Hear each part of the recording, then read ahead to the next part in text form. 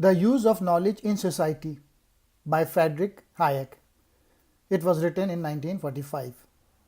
The main message is centralization of our knowledge is good in theory, but in practice, economies are most efficient when millions of people act independently using the information available to them through prices. Therefore, a true democracy must be based on a free market economy.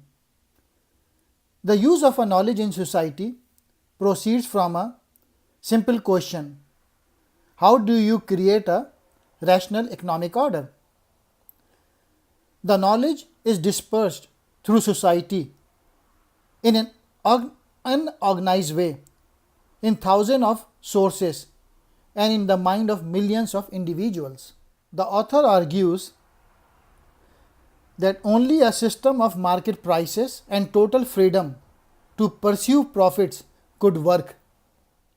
The author recall Alfred North insight: civilization advances by extending the number of important operations which we can perform without thinking about them.